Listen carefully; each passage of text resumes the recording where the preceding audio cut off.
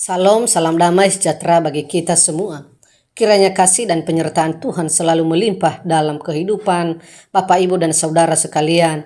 Saya selalu berdoa kepada Tuhan agar kita semua senantiasa diberikan kesehatan, kekuatan, serta hidup yang penuh dengan berkat Tuhan.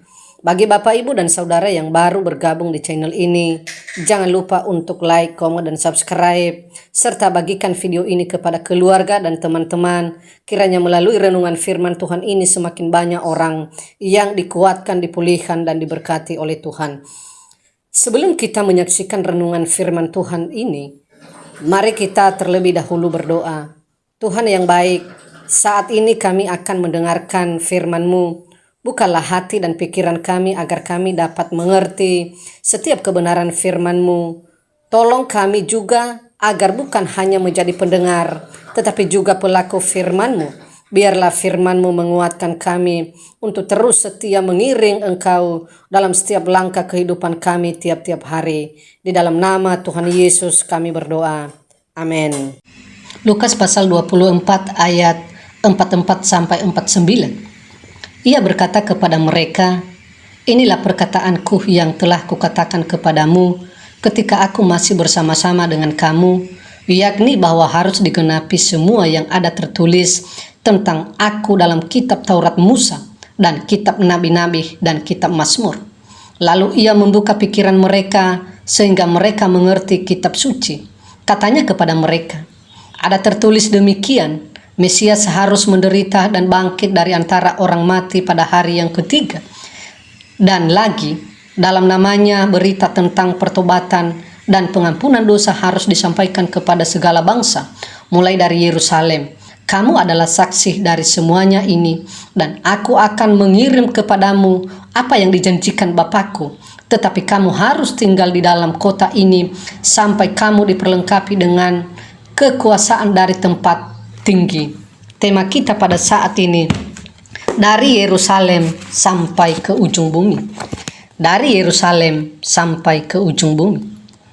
Di awal kitabnya, Lukas menyatakan tulisannya ditujukan bagi Theophilus, seorang yang bukan Yahudi. Lukas sendiri adalah seorang Yunani, ia seorang tabib dan juga sejarawan. Lukas menceritakan kisah Yesus dari sudut pandangan unik, yakni dari perspektifnya sebagai orang non-Yahudi. Ia menguraikan kelahiran, masa kecil, dan mengangkat sisi kemanusiaan Yesus, sekaligus natur keilahiannya. Di akhir kitabnya, Lukas menuliskan amanat agung dari Kristus Yesus untuk memberitakan Injil keselamatan. Amanat agung Kristus ini menyatakan 3 hal. Pertama, Injil keselamatan itu memberitakan Mesias yang bukan hanya rela berkorban hingga mati di salib, tapi juga bangkit dari kematian. Karyanya tidak berhenti pada kematian, sebab kuasa kebangkitannya telah mengalahkan maut. Demikian juga dengan orang percaya, sesudah dibebaskan dari kuasa dosa, mereka harus hidup berkemenangan di dalam Kristus. Kedua, Injil Kristus adalah berita pengampunan dosa sekaligus pertobatan. Murid Kristus tidak boleh memberitakan pengampunan dosa tanpa tuntutan pertobatan. Berita yang menawarkan keselamatan atas dasar iman yang gampang, tanpa pertobatan, dan tanpa adanya suatu penyerahan diri untuk taat kepada Kristus adalah berita Injil yang palsu. Pertobatan meminta kita meninggalkan dosa, dan ini selalu menjadi unsur penting dalam Injil yang sejati. 3. Berita Injil tentang kasih dan pengampunan Allah bukan hanya berhenti bagi orang Yahudi, melainkan juga bagi orang bukan Yahudi, dan harus tersebar ke seluruh dunia. Kristus ingin seluruh dunia mendengar Injil keselamatan. Ini adalah amanat agung Allah, yaitu setiap murid Kristus diberi tanggung jawab untuk mengemban misi Allah dengan cara menjadi saksi yang memberitakan kematian dan kebangkitannya, serta memberitakan pertobatan dan pengampunan kepada segala bangsa.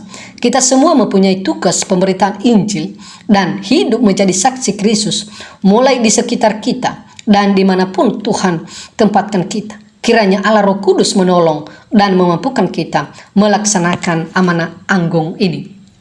Bapak, Ibu, dan Saudara yang dikasihi oleh Tuhan Yesus Kristus, Di bagian ini mengajarkan bagi kita bahwa kita sebagai orang yang sudah percaya kepada Tuhan, diharapkan bahwa kita menjadi duta atau menjadi saksi bagi setiap orang. Tetapi jangan salah, bersaksi itu baik, tetapi harus didasarkan dengan dari diri kita sendiri. Bagaimana mungkin bisa kita menjadi saksi Kristus supaya mereka mengerti dan memahami dan lepas mereka dari kehidupan kegelapan menjadi masuk ke dalam hidup yang terang, sementara hidup kita belum diubahkan oleh Kristus.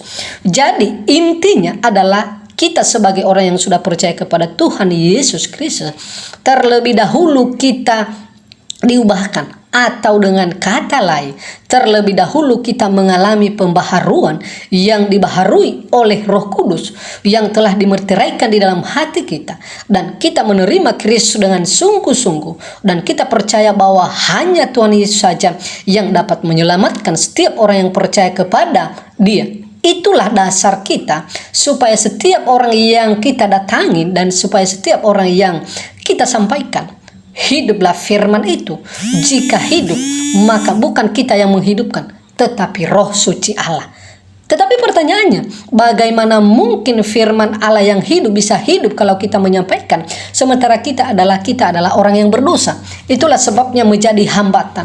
Maka saat ini yang menjadi koreksi bagi saya dan bagi Bapak Ibu semua, bahwa marilah kita mengoreksi diri kita dengan sungguh-sungguh. Apakah kita ini sudah kita bertobat dengan sungguh-sungguh? Apakah kita ini sudah menjadi milik Kristus dengan sungguh-sungguh? Apakah kita sudah beriman dengan sungguh-sungguh kepada Tuhan Yesus Kristus? Apakah kita yakin bahwa hanya Yesus Kristus yang dapat menolong, menuntun, dan menyelamatkan hidup kita? Jika kita sudah yakin dan percaya dan hidup kita kudus di hadapan Allah, maka pasti ketika kita bersaksi, pasti ada Roh Kudus yang memberikan pengertian kepada mereka. Ketika kita menyampaikan kebenaran firman Tuhan, dan kebenaran itu pasti hidup karena terlebih dahulu hidup di dalam hidup kita, dan itulah yang dilihat oleh orang lain yang dapat mendengarkan dan yang dapat mereka lihat di dalam hidup kita. Memang tidak gampang, memang sulit, tetapi ketika kita bersama-sama dengan Tuhan, itu adalah mudah, itu adalah gampang. Kenapa? Karena adalah Roh Kudus yang mengerjakan bagian itu di dalam kehidupan kita, dan kita berani untuk menyampaikan kepada orang lain, terutama kepada keluarga terdekat kita, baru kepada semua orang di mana kita berada. Inilah firman ini. Mari kita merenungkan bersama-sama. Mari kita berdoa. Bapa yang baik, yang penuh kasih, firman ini mengajarkan bagi kami, memang kami adalah orang percaya, tetapi hidup kami jauh dibanding yang diharapkan oleh Tuhan. Kami mohon dengan penuh kuasa, berikan bagi kami Roh Kudus, berikan bagi kami kekuatan, supaya bisa kami mengerti, terutama bisa menghidupkan firman ini dalam kehidupan kami. Dan ketika firman ini sudah hidup dalam hidup kami, bisa kami menjadi saksi. Terima kasih Bapa, ajarkan kami mengerti dan memahami di dalam kehidupan kami tiap-tiap hari. Dalam nama Tuhan Yesus kami berdoa. Amin. Demikianlah renungan firman Tuhan ini. Semoga Bapak Ibu dapat diberkati. Jika Bapak Ibu diberkati melalui renungan ini, silakan like, komen, dan subscribe, atau tinggalkan pesan-pesan di kolom komentar, atau juga pokok-pokok doa yang bisa kami doakan bersama-sama. Terima kasih, Tuhan Yesus memberkati.